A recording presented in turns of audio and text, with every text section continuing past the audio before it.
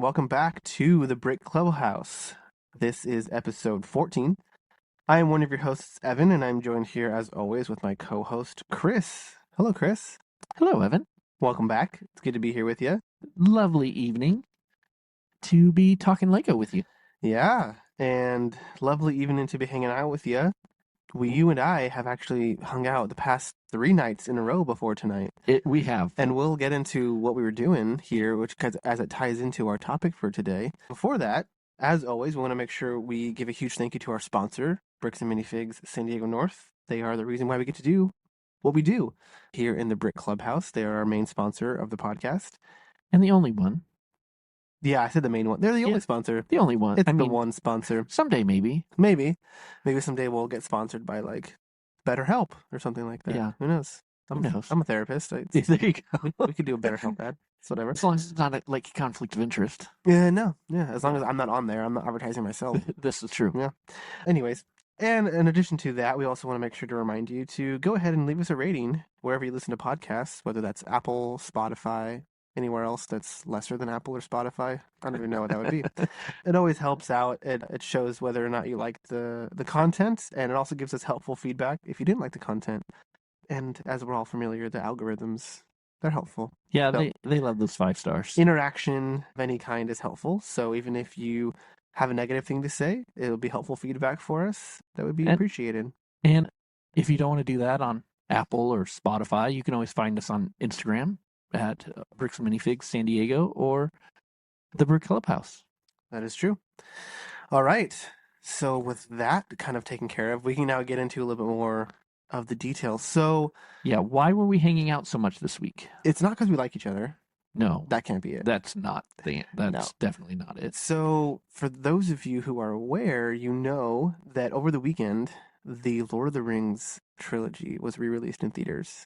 Now, maybe people don't know, because I didn't know. This is going to, if you didn't know, now you know, Mr. President. But you missed it. They played each movie for 1 day only. And Fellowship was on Saturday, Two Towers was on Sunday, and Return of the King was yesterday on Monday. Now, why they chose to do Saturday, Sunday, Monday rather than Friday, Saturday, Sunday is a little bit beyond me. But I'm kind of glad they did. Yeah. Because I probably wouldn't have gone otherwise. Yeah, I mean, it worked out. So I heard them announce this months ago, but I had forgotten what the dates were going to be. And thankfully, when we were in the store on Saturday, me and Bailey were hanging out in the store. And Thomas reminded us. He goes, "Hey, you going to see Fellowship tonight?" Yeah, one of our other employees, because he and his brother were going. Yeah. Which, funnily enough, they didn't end up going. They went the next night for Two Towers. I know. Which, well, so if you're only going to one, it'd be the first one. Why Two Towers? Yeah, or the third one. I don't know. Yeah. Anyone but Two Towers. Exactly. So anyways, Chris and I, along with my girlfriend Bailey and his son Carter, we went to all 3 Lord of the Rings movies. Now, not only was it the Lord of the Rings movies, it was the extended editions, which they have released in theaters before, but this was the first time that they released the extended edition of each of the movies remastered in 4K. I had never seen them on the big screen. I had only seen the extended edition on the little screen. Oh, you meant extended. I saw the original. Yeah, when they were originally were released, I went and saw them in the theater. What was that, 01, 02, 03? Sure. Something like that? Yeah, and then I see the extended editions when they came out on DVD. Yeah. But it had been years. Like, it felt like going to the movies for the first time. Well, and you said you weren't even sure if you had seen the extended versions of all of them.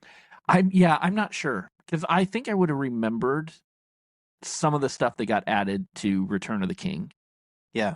4 hours of it. Well, it's funny because when I was younger, I remember I had memories of watching Lord of the Rings, but I didn't know the difference between the extended ones or not. I remembered, so the scene where Saruman dies in Return of the King, he gets stabbed by Wormtongue and falls off the tower. That's an extended edition scene. Yeah, I didn't remember that. But I had remembered that I had the memory of it from when I was younger, but then when I rewatched the extended versions a few years ago, I was like, oh, like I don't remember all the other extended edition scenes. For some reason, that one stood out. I do think though, it's because they need to get the Palantir, right? Like the Palantir, they get like Mary gets it out of the water. So I'm pretty sure the scene of him like on the the water mill, like when Treebeard like rolls him underwater. I think that's in the theatrical cut. It's interesting because they have like half scenes that they take out, Yeah. but it felt like when I rewatched the extended editions over COVID in 2020 with my dad, it felt like watching them for the first time, and I was like, oh, all these extra scenes are awesome. I had forgotten how good those movies were. How I don't know. It had been years since I seen them. And they're just, you know that I'm a huge Star Wars fan, and you are too. yeah.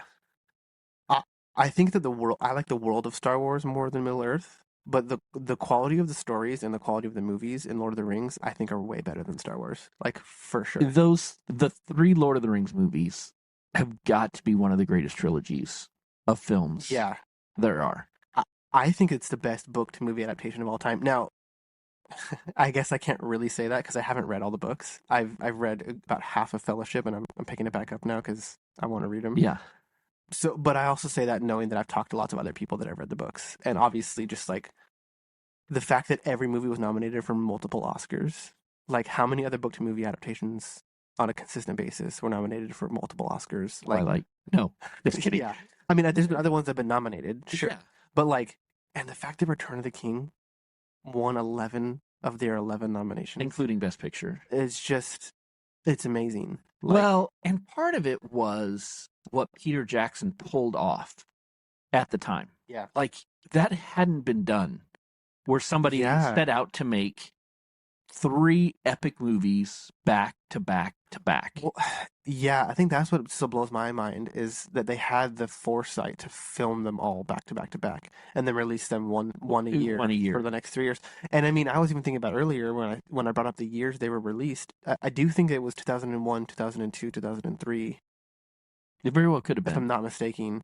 If that is true, the fact that those were all recorded, the fact that those were all filmed, basically like right around the time that I was born.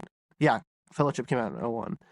That means that it was filmed 98, 99. Yeah, they had to be filming then. Like, and yes, some of the CGI is dated.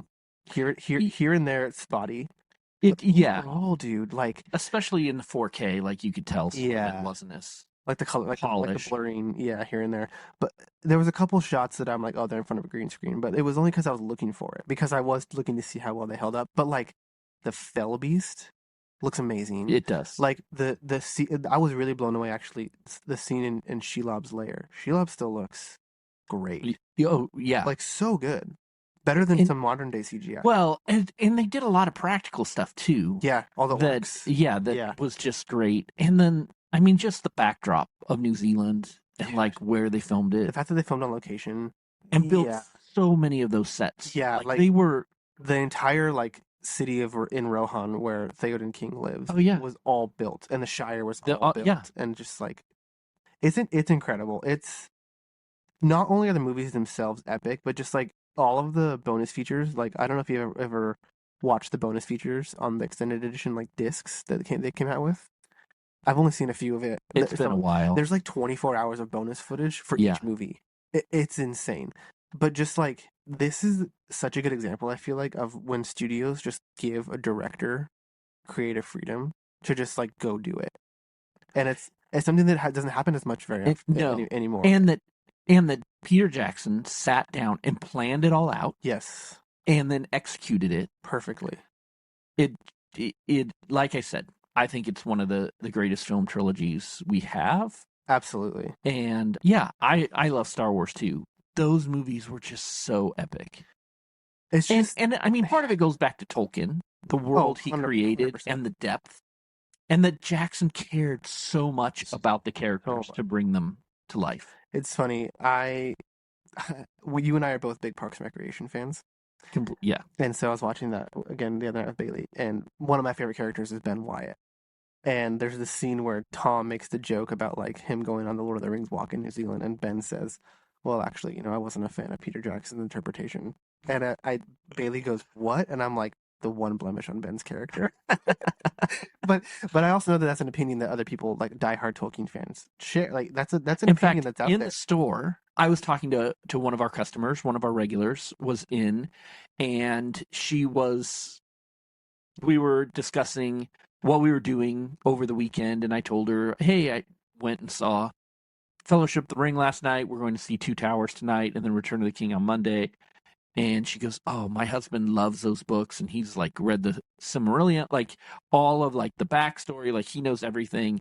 And I mentioned that Return of the King was my favorite of the trilogy, and she goes, "That's the one he can't stand What? because it deviates too much from the story." And so now I want to go back and read the book Well, again. honestly, like that.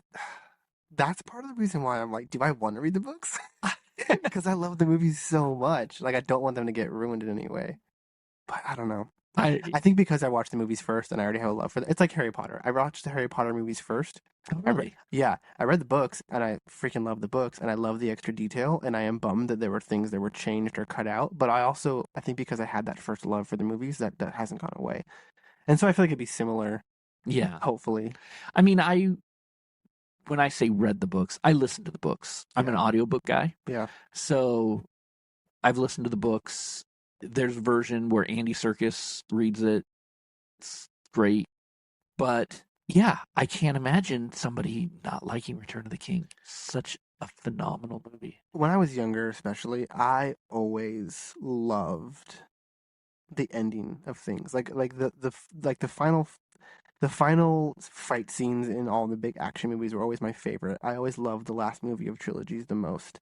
And so I still would say that Return of the King is my favorite. I love the ending. I love the beginning too of stories, but just like the ending, like the big, like Hmm. epic ending. Especially when they land it well. And with Return of the King, 11 for 11 in Oscars. Has any other movie done that? Like, not only is it like an epic fantasy movie, but it's an epic like movie. Like Oh yeah. it's like you know, like Black Panther was nominated for Best Picture, and like other Marvel movies have been nominated here and there. Like Angela Bassett was nominated as a Best Supporting Actress for Wakanda Forever. But like there's not many like action adventure movies that are nominated for these major awards, and I feel like it's a huge testament to how good the script is for these movies. They were nominated for like adapted screenplay awards Oh and like yeah. best director and best Well, like, picture. and very rarely do you get a best picture that is actually a commercial success as Yeah, well. yeah. Like It's usually like those movies it's were usually like the niche like dramas. like they Yeah, were. I remember when they came out, like they were the thing to do, and we were looking forward every year at Christmas time. I believe they came out at Christmas to go see the new Lord of the Rings movie. yeah. Those 3 years. Now I did see definitely I saw Battle of the Five Armies in theater. Definite. I'm pretty sure I saw Unexpected Journey. Maybe I did see. No, I saw Smaug at home for the first time. But I had never seen, and this dates me obviously as being young, which we've covered already, young compared to you. This was my first time ever seeing Lord of the Rings in theaters this weekend, and it was so fun. Oh wow, I didn't realize that. Yeah, It was so good. it was so fun, and I showed them. So the last time I saw the Lord of the Rings trilogy was actually like early last year, and I showed them to Bailey, my girlfriend, for the first time. She had never seen them, but she's a huge book fan. She's a huge nerd. She loves Star Wars, Harry Potter, all of that stuff. And I was like, Bailey, you haven't seen Lord of the Rings? And she's like, I know I'm gonna like it. I just haven't gotten around to it. And so for like weeks, I was like, hey, can we watch? Like we'd sit down, and she's like, what do you want to watch? I'm like, I want to watch Lord of the Rings with you. And it was just like, it was too late or like not in the right headspace. It was like fair. And I told her, I was like, I get that way too. I can be picky about the mood I'm in for a certain movie. So like, I want to wait until you're in the right mood. Yeah. And finally, we watched it on a Friday night, and she was hooked from the first scene in the Shire. She just fell in love with the world and with the characters from the first moment that Samwise Gamgee's on the screen. She's like, dude, I love this guy because she's like a very loyal like friend. Like that's like a really important thing for her. And in my head, I'm just like, wait till you get to Mountain Dew. Wait till they get to Mountain Dew and he freaking carries him up the mountain. And so it was just fun watching it with her because she's a very emotional person, as you know. And Yeah. like every single emotional beat in all three movies that they want you to feel, she felt. And so like to watch her like experience it for the first time was so much fun, and she just loved it. And then she loved seeing them again this weekend because it was like you're rewatching them like just it's a new experience. So, were you exposed to Lord of the Rings or The Hobbit first? Lord of the Rings. Okay. Yeah. No, I had seen them. I'm the third of three boys, so I saw a decent amount of PG-13 movies well before I was 13 because Yeah. my brothers were at that Yeah. age and my parents at that point. You're the third. Yeah, you know You're how the it is. baby. Yeah. So the first time I saw Lord of the Rings, I was probably way too young. to be watching Lord of the Rings. Well, I was just wondering because growing up in the 70s, there was this Hobbit cartoon I've seen it. that was always on, and like they showed it in Yep. school. Like my first introduction to the Tolkien world was Oh, this cartoon of the yeah. Hobbit.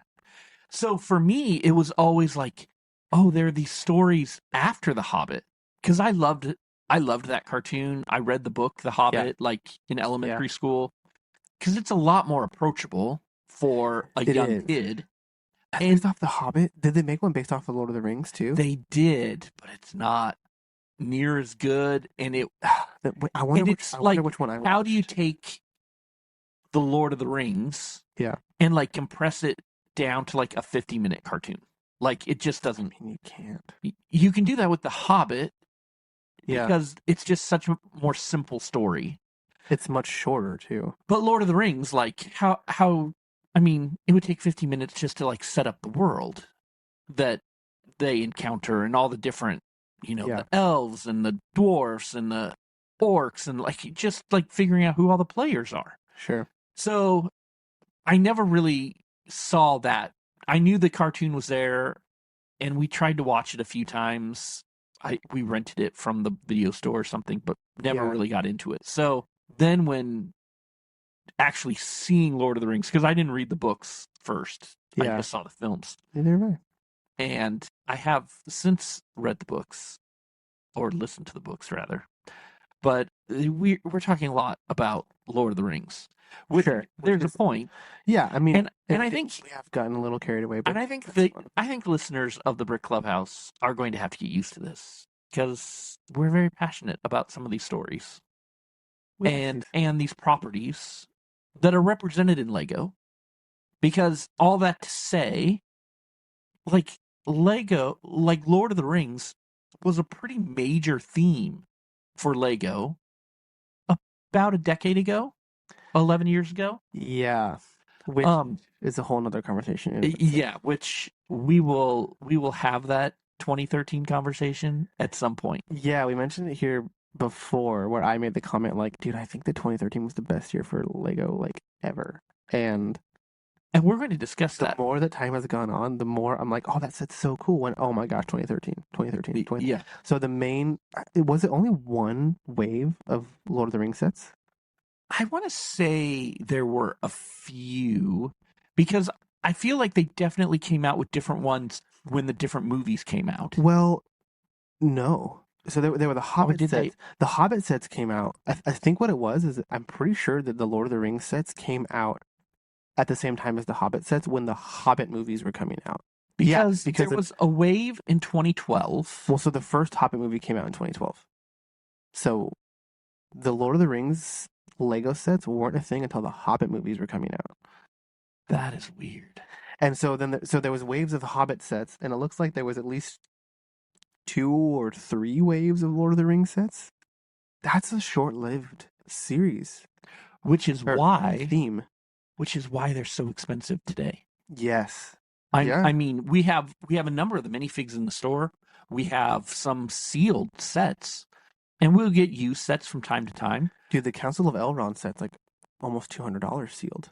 That was a $20 retail set. Yeah. I don't think it's quite that much. Yeah. It's $175. But That's why I said almost. But there's so many great sets that they came out with. And so we're going to talk about some of those sets. Yeah, I think honestly, like just scrolling through them for me, I feel like a lot of the builds of these sets, minus a select few, I feel like a lot of the builds aren't anything that special, but there's just some great detailed minifigures for these iconic characters, right? So that's kind of why, like, I do hear some of the frustration people saying like, oh, why are there only Lord of the Rings sets nowadays outside of Brickheads, like these giant, super expensive sets? For me, I'm like, these are the best builds that like a Lord of the Rings has ever had. Oh, yeah. And so like some of the older sets, like there's some good figures, but some of the builds are pretty like this Battle of the Black Gate is a great set, but the build is super small. Yeah, and I think that's the interesting part about the wave of Lord of the Rings, like the initial sets that they did, was the builds themselves are pretty underwhelming. Like you use the example of the Black Gate Sure. in the movie, in the story, this massive, Huge. giant set piece. You know, it's separating Mordor from the rest countries of Middle Earth. from Yeah. themselves. Yeah, it is what's keeping Mordor at bay, and yet there's just this tiny little build that And I think that's, yeah, like the build itself is it's a decent it looking build. it is, but It it's just not even doesn't the do the width of a source base material. plate. Yeah, but it just doesn't do the source material justice. Like I think that's why, like with the newer sets, like with Rivendell and with Barad-dûr and then I would throw the Tower of Orthanc into there. They really do the source material much more justice at the larger scale. Now, I understand it's not realistic to make every set a multi-thousand piece set, but at the same time, like if Lego were to release a Black Gate set today, it would be so much bigger. And I think that speaks to just kind of where Lego has gone as a company. There's more and more 300, 400, $500 sets than there ever have been before, right? Well, and that's part of the big difference Mm-hmm. between Lego in 2013 And and Lego Lego today. 2024. Exactly. Like if you look at the number of plus $500 plus sets that, or even $300 Yeah. plus sets that Lego has out today Yeah. versus 2013. Like in 2013, what we had, they would do their annual UCS set for Star Wars. Tower of Orthanc was out of the ordinary. Yeah. Like I remember seeing in the Lego store and thinking like this is the biggest Lego set I've ever seen.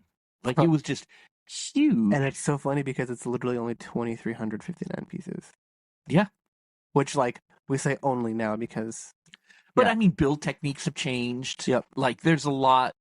Yeah. I don't know that you could really compare those 2013 builds to today's builds. No, and I think that's why people want this theme to return as a full theme, is because, like, we want to see what Lego Lord of the Rings would look like as a full theme in So do you want it as a 2024. full theme? Yes. Or do you want one incredible marquee set every year? Yes. I want it to be like what Harry Potter and and Star Wars is. Now, it can't be like Star Wars. Star Wars is like synonymous with Lego. But imagine Lord of the Rings, even if it doesn't last as long as Harry Potter, because Harry Potter has 8 movies, right? Lord of the Rings / Hobbit has 6, right? But And arguably, only 3 or 4 of those are actually good. I mean, I need to rewatch The Hobbits. I was really young when I saw them. I was super disappointed with The Hobbit. Yeah, I was super young when I watched them. I remember liking them all, but I don't remember anything about them. So I couldn't sit here and Should tell have you been 2 what I movies liked about at them. best. At most, yeah.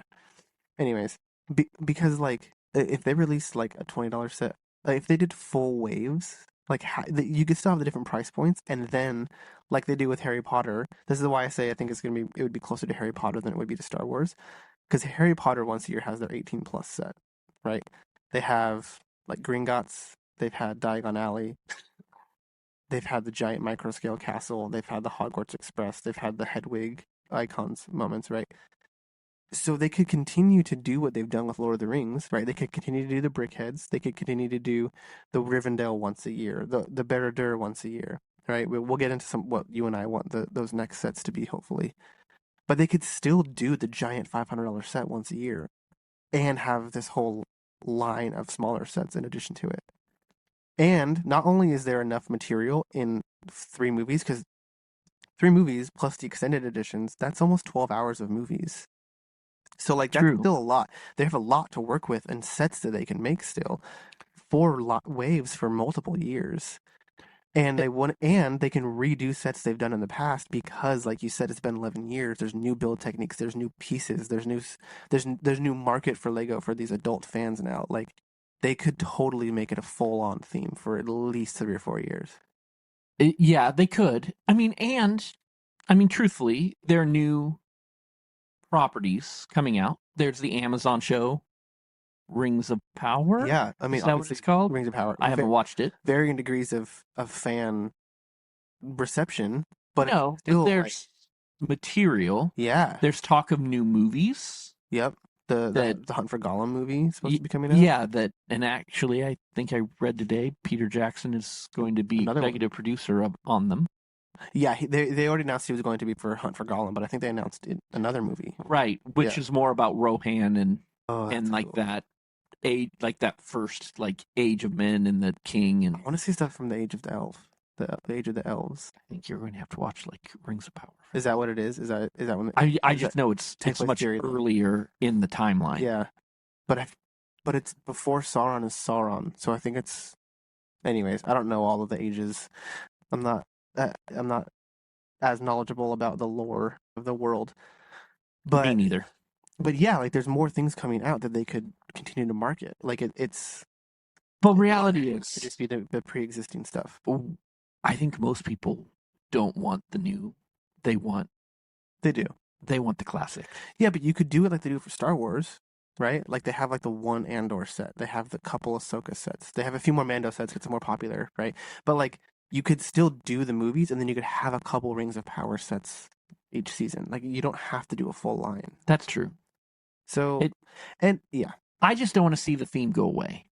no, Like, the fact that it's back at all is amazing. and 2 years in a row now, they have hit home runs Yeah, with the sets. absolutely. I mean, maybe some of the best sets of all year of any theme. Well, yeah, and there's a lot of people that would put Rivendell in their top 10 Lego sets of all time. Oh yeah, Like, it's yeah, it's a phenomenal set, yeah, and I mean, it's a phenomenal visual piece of the movie too. So the fact that they yeah, were able to yeah. capture it as well as they did, Well, it's so funny because when we were watching it, like having now seen these Lego sets, like I was picturing the Rivendell Lego set as we were watching the Rivendell themes, and they did pick different parts of the city and like mash them together into the set, right? It's not like what you see in the set is actually one place, yeah, which is fine. it Like wasn't I didn't think it that it wasn't on a was. cliff with a waterfall and Yeah, but like yeah, but you're right though. They still did.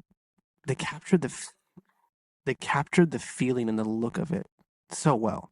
yeah, And like there's the gazebo, there's the bridge, there's the little benches that Aragorn and Arwen like sit all on, the and little statues.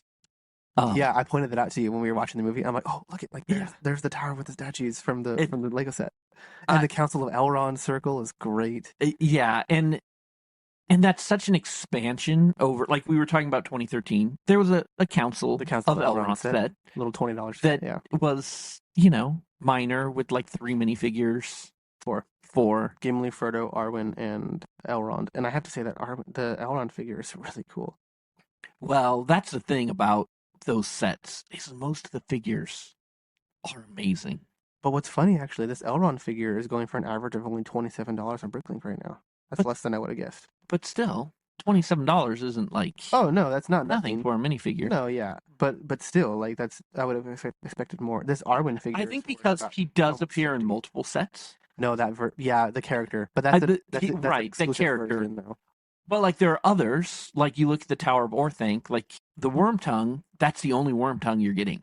Yep. And so that figure's almost $200 Yeah, he's a lot. by himself.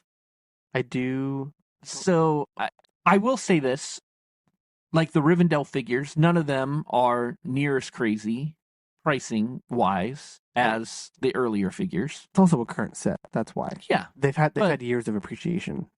Yeah. but sometimes you'll see a Star Wars set and it'll just especially the high price sets, the figures just spike. And we haven't seen that with Rivendell. Well, no, but a good chunk of them are already. I mean, we had some guy bring them in on a trade, a handful of the Fellowship members, and those were we priced them out. They were worth $40. So Like that's for characters that we've gotten other versions of in the past. And yes, they're exclusive versions in the set, but the differences are minimal.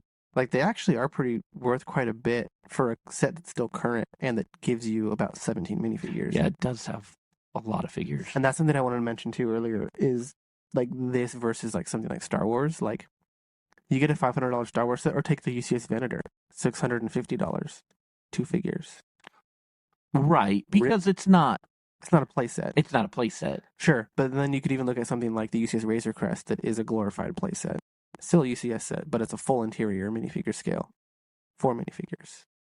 Yeah. So like the fact that we've gotten like you could if you were Lord of the Rings fan and you just wanted to get one set, and have all your favorite characters, you could buy Rivendell, get the entire Fellowship plus like 5 or 6 other figures.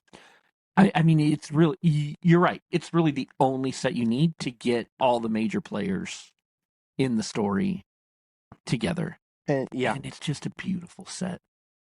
yeah. So Wormtongue, yeah, you're right. He's about 150, $175. And even I think Saruman from the Tower of Orthanc set is worth quite a bit, even though he There were two versions of him, but yeah. that's the only one This is it with is an the exclusive version. He's worth about $100. yeah. That's yeah. No, yeah. It's so part of the reason why we want to talk about Lego Lord of the Rings, and we've kind of already like brushed on just like some details here and there. But what are your favorite 2013, 2012 Lego Lord of the Rings sets? So I have a couple. I will say my son has many of these sets. He was super into Lord of the Rings when he was about 9, 10, which is when all of these were coming out. So we do have a lot of them. They are a few that stand out to me. One of my favorite ones that we have is the Battle of Helm's Deep. Yeah. It's a great, I mean, part of it, it's an awesome castle. But reality is, it doesn't really do justice to Helm's Deep. No, and that's yeah. And we did talk about that a little earlier. When we were talking about the Black Gate, that was the other one I was going to bring up. Is Helm's And Deep. and and now with Helm's Deep, there was this little side set that you could buy that connected to make Helm's Deep a little bigger. And we did have both. It does come with some great minifigures.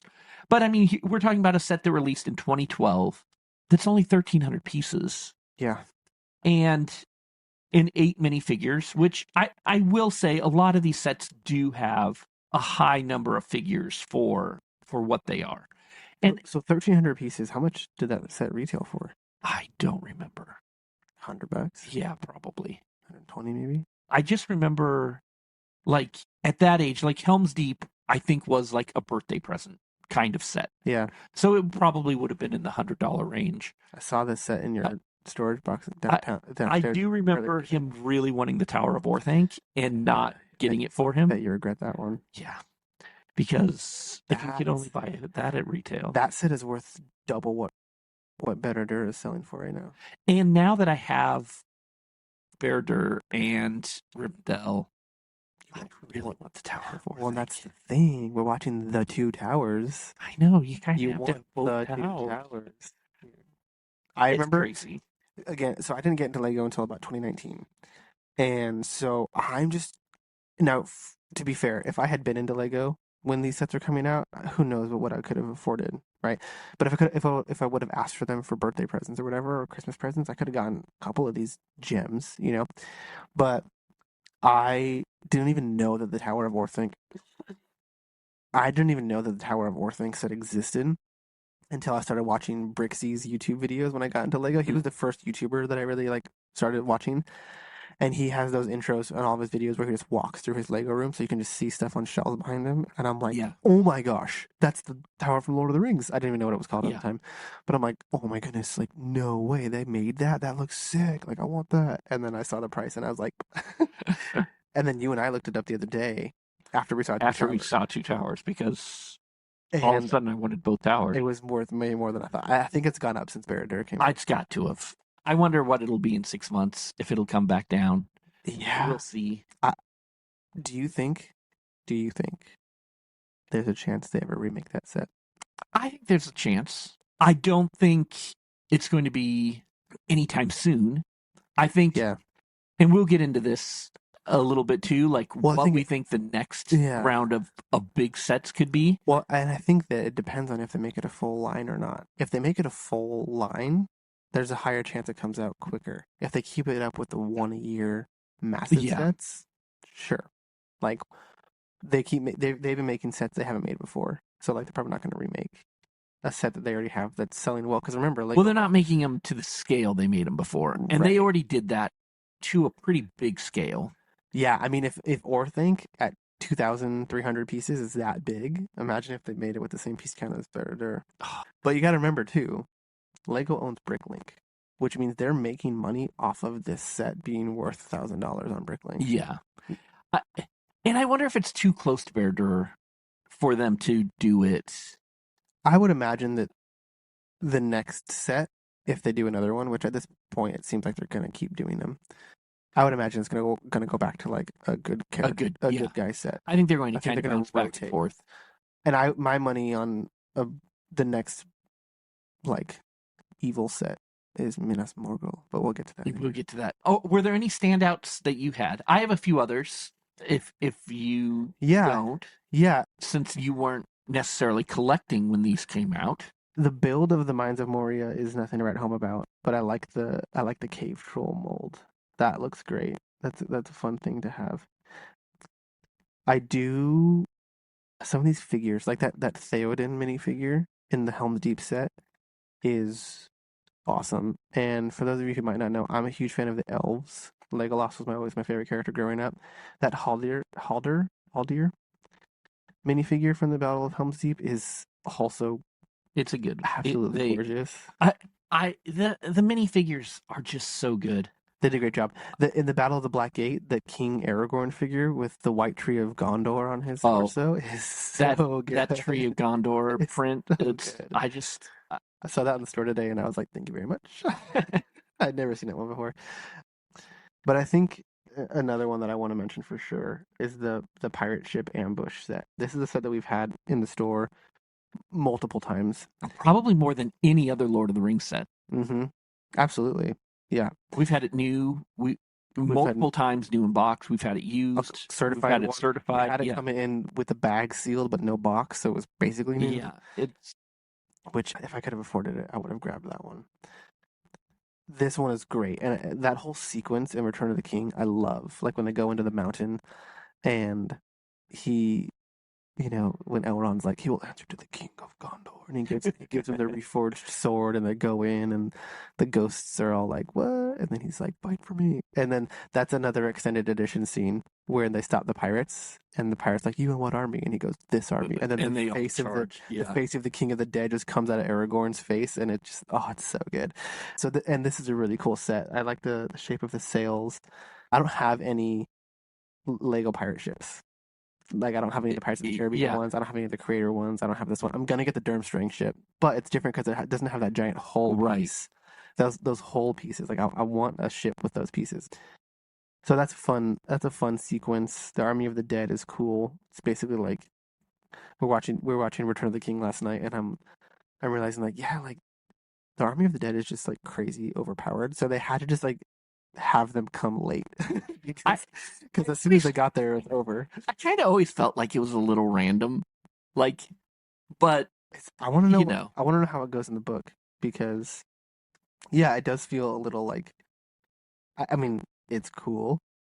I think it's dope, and I think the main reason why I think it's cool is because it's like it's part of the whole Return of the King, right? It's he's holding these dead ghosts to their oath that they made to Isildur, and he's the only one, and he's like fulfilling it like as the heir. Yeah, he's like, and he wields the sword of Gondor, and he can like actually like stop the king's blade, and like, so I think that's why I really like it is because it's like everyone is like starting to like respect and acknowledge like Aragorn's reign and rule as like the heir, and I think it's a cool sequence. But as soon as they show up, I love that scene. I always laugh when in the background towards the end of the Battle of Minas Tirith, the giant horde of ghosts just like topples the Oliphant, and it's just like they just start overwhelming everything and just like charging around. You can't kill them. They're just gonna come in and wreck you. So and it is funny too because like the king after the battle is like, release us, and Gimli's like, not a good idea, they could be useful in a pinch. And then when we're watching the Battle of the Black Gate, I'm like, wait, they should have kept them for the Battle of the Black Gate. What would a few days more been? But part of what makes that scene so great is they're like willing to sacrifice themselves in order to make a distraction for Frodo. Yeah, the whole like the line where Aragorn just like for Frodo, and then he just runs at the whole army of Mordor. Oh, it's so good. That's a great set. There's another one I really liked, And I mean, as a set, it's pretty small. It's only 400 pieces, but it does have 5 minifigures. And this is the attack on Weathertop. Yeah, I mean, it's just a fun little fun little build. vignette build that's like this 2-story. You have kind of the ruins up top, and then a little place where the hobbits are hiding down below. You have 2 Black Riders. 2 Black Riders. You've got Frodo and Sam and Oh, it's Aragon. actually supposed to be Mary. Is it Mary? It's Mary and Frodo. Yeah, oh, interesting. Mary Odak Brandy book. But it's a fun little build. I think they did a great job with capturing the moment in this little vignette. Yeah. And that's where a lot of these original sets, they just capture like one little scene really well. And the scene of Weathertop, like it's such a crucial scene to like the rest of the story. Yeah. Where Frodo gets injured. I always forget too whenever I'm watching through them, I always forget until Return of the King when Gandalf is talking about the Witch King. I'm like, oh yeah, the Witch King is the one who stabbed Frodo. So I don't know. I like the set. It's small, and it probably was only like $20 or something when it first came out, or 30. 400 pieces. I don't know. It's a great little set. I've always been fond of it in terms of the. And this is what I'm saying. Like they can make bigger sets for these, but also like they could do a whole line of sets again because they could still have these smaller scale sets too. They do it for Star Wars. They do it for Harry Potter. They could totally do it for Lord of the Rings. Yeah. So, any others you want to call out, or shall we start talking about what we'd like to see in the future? Let's talk about the future. Let's do it. Future. It's coming. So, I think one of the things that as we approach what we would like to see, I kind of approached it when I was thinking of things as to the big, $300 plus kind of set, one a year approach. Yeah. Is kind of what I was thinking about when we did it. So as we go through these, that's what I'm picturing. Large scale, lots of figures, and just one annual epic set. Yeah. Now, we'll get into this more like when we talk about specific locations that we're talking about, but it feels like Barad-dûr and Rivendell. Well, Rivendell, they figured it out. So Barad-dûr is like, the scale of it is definitely not minifigure scale, right? Yeah. So the interior rooms are, but a lot of these locations, it's like, it's going to be interesting to see if they were to make these sets, how they would make them in this scale. What it would look like. And I have some ideas for some of these that I thought of. But we've seen the blueprint for it with Rivendell, right? Like with Rivendell, like we mentioned earlier, they took different locations from the city and kind of mashed them together. And they're going to have to do that again for some of these other ones to work. Yeah. Why don't you start? Yeah, I can start. You have one. You have the one on there that I was going to put. But you. Oh well, you can. You can. Oh, that's fine. Snipe me. Like I said earlier, I think that if they're going to do another one based off of like the bad characters, I can't say the dark side. That's Star Wars. Yeah.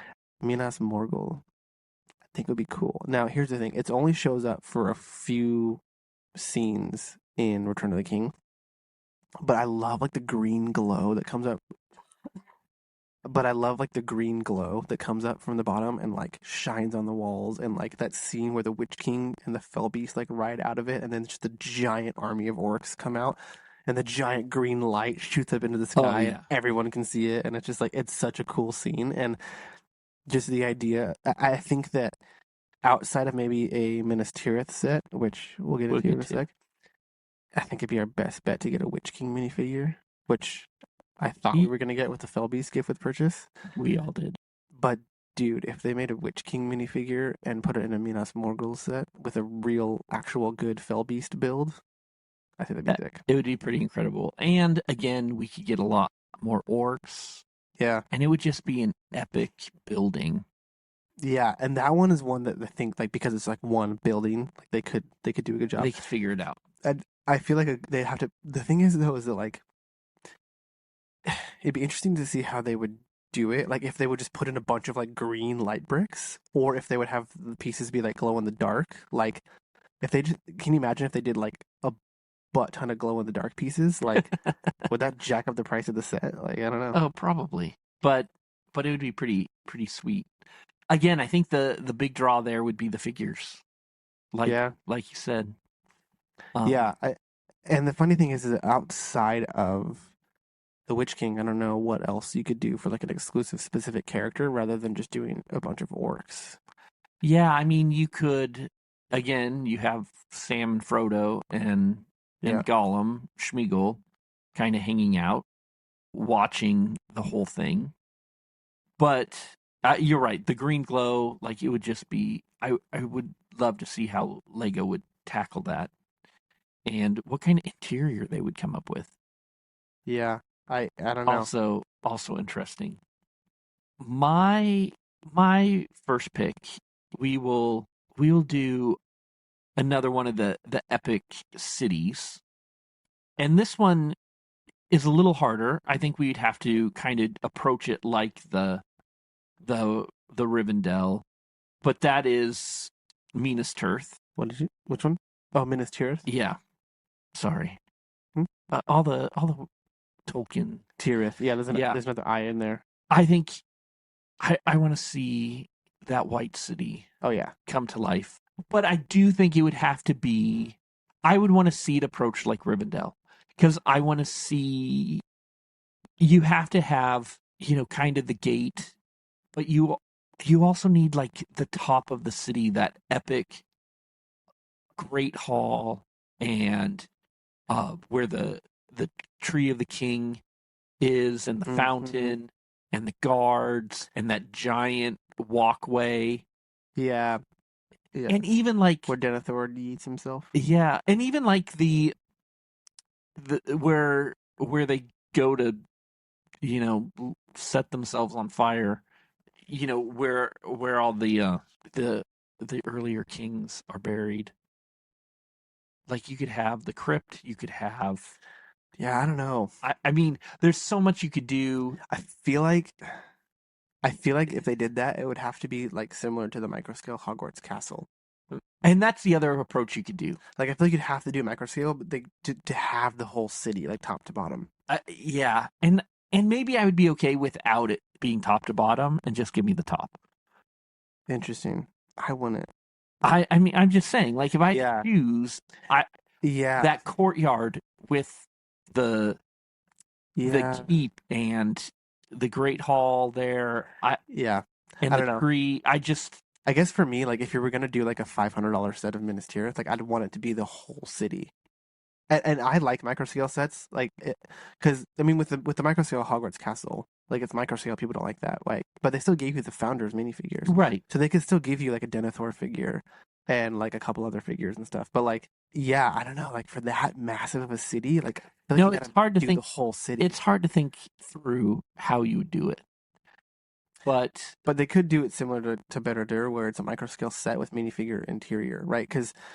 that's true. Minas Tirith is like a semicircle, right, built into like the side of the mountain. Yeah, so So you could have you the could have rock. you could have it open back, and then you could have like the crypt and like the throne room and like different scenes in the back.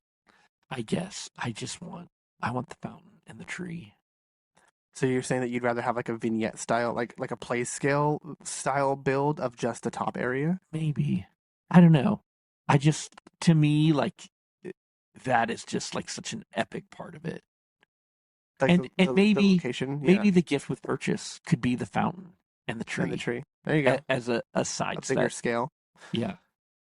Yeah, because I guess and this is where we have like the two blueprints, right, of Rivendell and Barad-dûr, because like the one I'm describing feels more like the Barad-dûr set, whereas Right. the one that you're describing sounds like maybe more of the Rivendell, where they don't try to capture the entire location, but they just take a big part of it and make it kind of blow it up a little bit, like And make I it would be bigger. and I think I'd be okay with that if they did the right part of it Yeah. and it had the right look. Well, if they were Because gonna it could choose, still be if they were gonna choose one an part of it, epic, you know, yeah.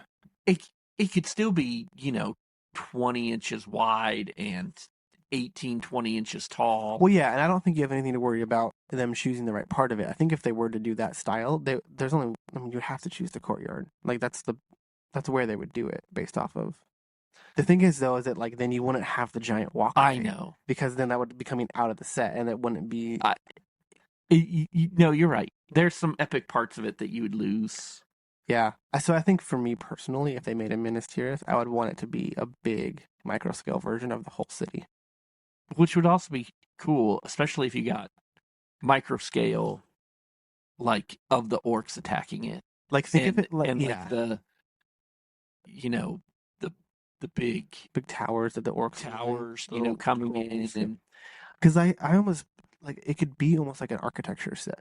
Like, because I was thinking about it when we watched the movie last night. Like, how would you make this into a Lego set? And all the little like windows and buildings in the city, like, if they did those all little printed tiles like they do for the architecture sets and made it like this little like a Lego architect set, pretty much. hmm Like, I think it would look really cool. well, and then you could have like the whole, like all the walkway Yeah, going up, all the way up. and which would be pretty epic. I think you could do it. I think there are multiple ways you could do this set, Yeah, and it will be interesting to see if Lego ever chooses to tackle it. The scale of it, it just makes it so hard. right. In my mind, if you're gonna do a play scale set, yeah, just do a courtyard set. But in my mind, I feel like if you're gonna do a giant $500 set, like you gotta do the whole thing. Otherwise, you're just not doing the city justice. But Yeah, that's me. I guess I would just love to see that tree by the fountain as an epic. In a bigger scale. Yeah, Yeah, I feel like a great play scale set would be a set of the tree and the fountain, and it could be like $150 play scale set, whatever. The tree and the fountain in the courtyard, and then you could have it be Aragorn's like and I ceremony, guess this is being where crowned as king, right? And then you could have another King Aragorn figure, and you could have like Arwen in her green dress. Like you could do that scene in the courtyard. I think would be really cool. yeah, and I mean, and this may come back to why actually doing vignette sets like they used to do maybe, Like play scale sets. yeah, Hmm. maybe awesome again. Yeah. Because truthfully, it's much more like what I would love to see is much more like what they used to build Yeah. or what they used to come out with, which was, a small build of some type that just captured like a scene Hmm. without trying to capture like a whole part of the world. Yeah. Yeah. The other ones I have on here that I'm not going to go in depth on is Helm's Deep. I think a bigger scale Helm's Deep would be really, really cool to see. Oh yeah. I also do think that a large scale Moria, the Mines of Moria, would be really cool. I would personally want it to be like the tomb room, hmm but you could also do the bridge with the Balrog, like a big old like I think built that's where they would Balrog. go. Or they could do like, or they could do the hall with all the pillars when the goblins come down. hmm I think there's a couple different cool ways they could approach a Moria set. I think a brick built Balrog would be really, really cool. Yeah, Like it would like be. a big Balrog.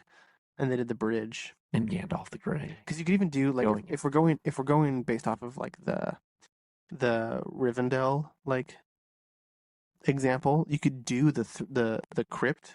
I said throne room earlier. The crypt.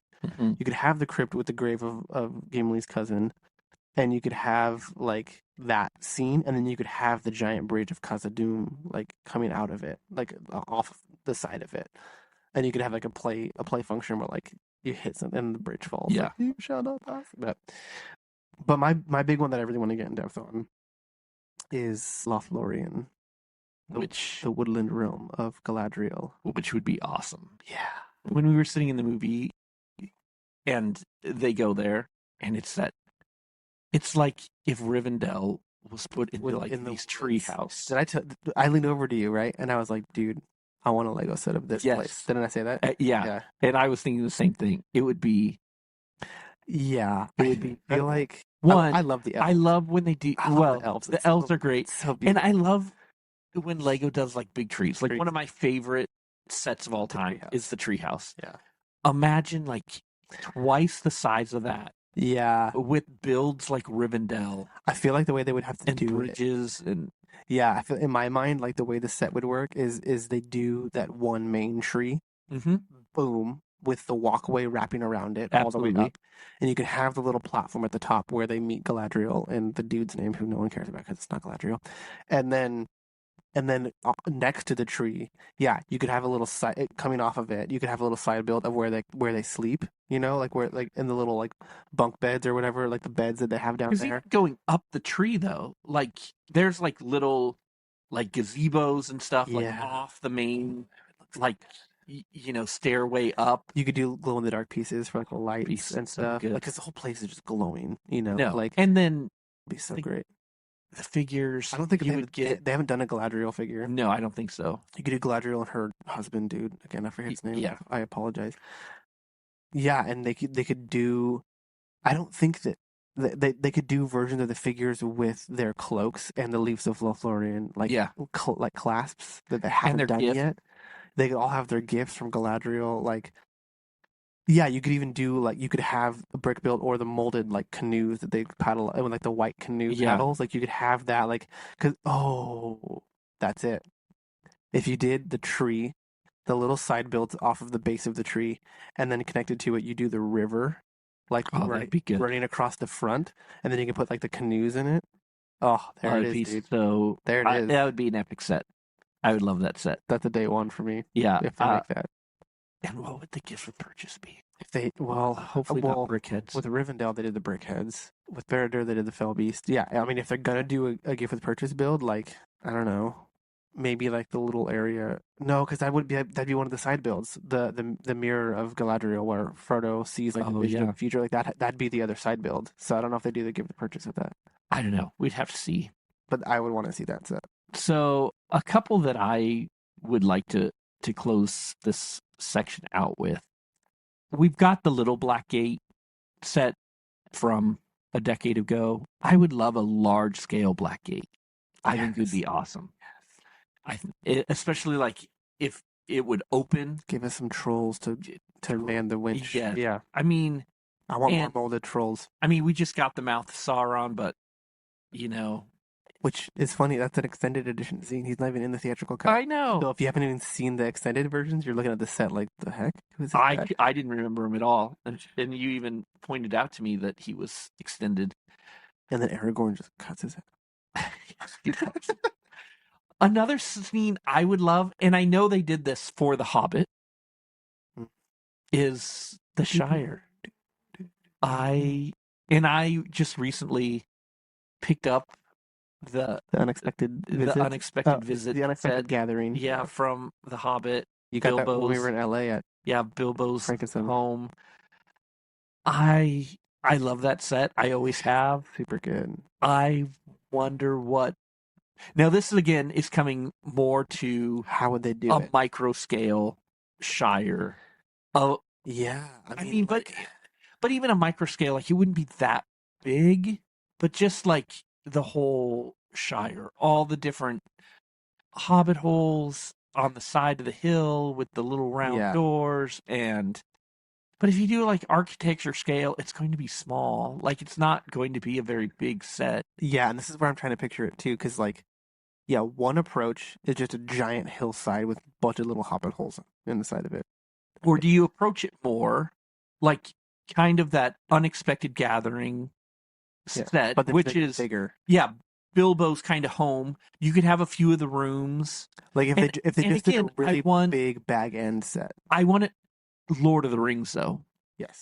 You could have the party tree, and like Bilbo's party could be like one of the little scenes, and the fireworks and the dragon like connected to it. Yeah, like kind of over on the side. Like if we're thinking like the Rivendell, so sure. Maybe that's one of the little side builds, and then the main centerpiece is I don't know. Is I don't know how, because another way they could do it is, but then it wouldn't be the Shire, it'd just be bag end. If they did like a big old bag end, like closed back set that you could just like flip open, think of like the Home Alone house, like, I know the fronts flip open on that one, but if they did it closed off and the whole thing flips open, well, and you could do like the opening scene. You have Gandalf and his cart coming, and Frodo, joining him and coming up.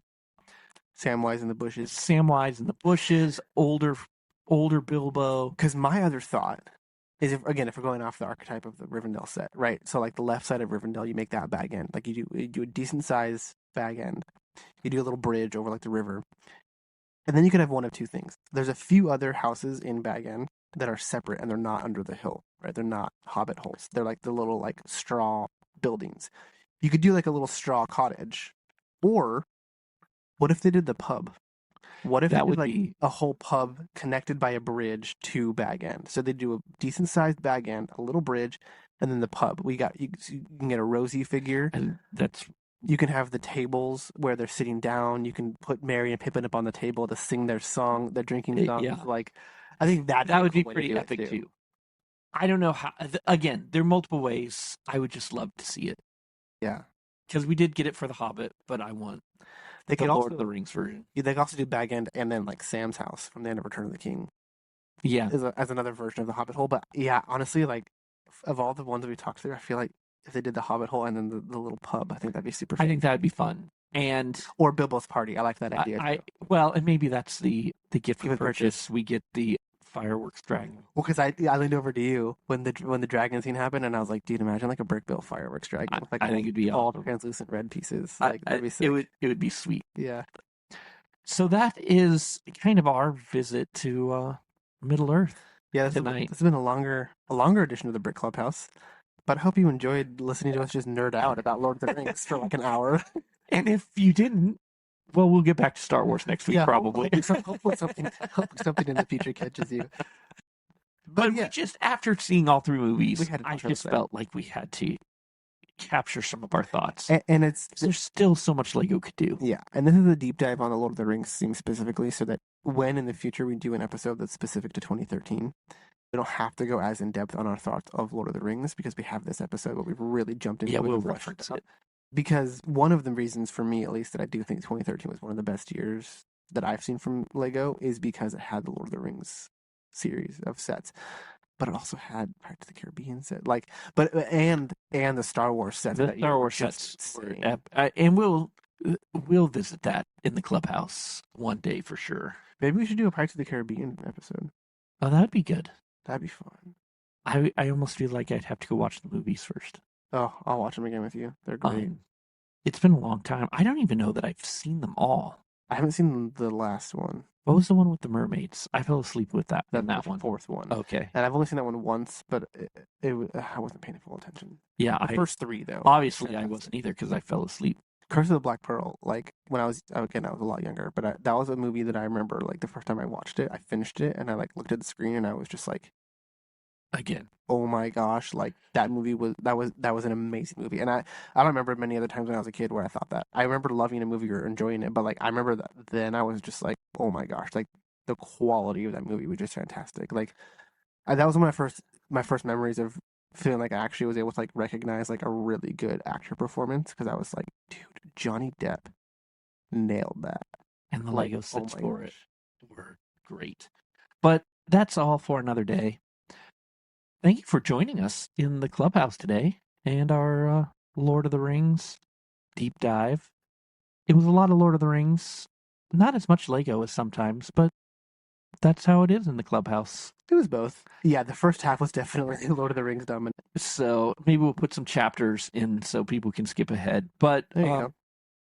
If you'd like to see some of the sets we talked about today, we definitely have Bear-Dur in the store, as well as a bunch of the minifigures from the various Lords of the Rings sets, and some of the retired ones new in box. Mm-hmm. So swing by 9881 Carmel Mountain Road. We would love to talk Lord of the Rings with you. We would. So thanks so much for joining us, and I think it's that time. Say goodbye, Evan. Goodbye, Chris.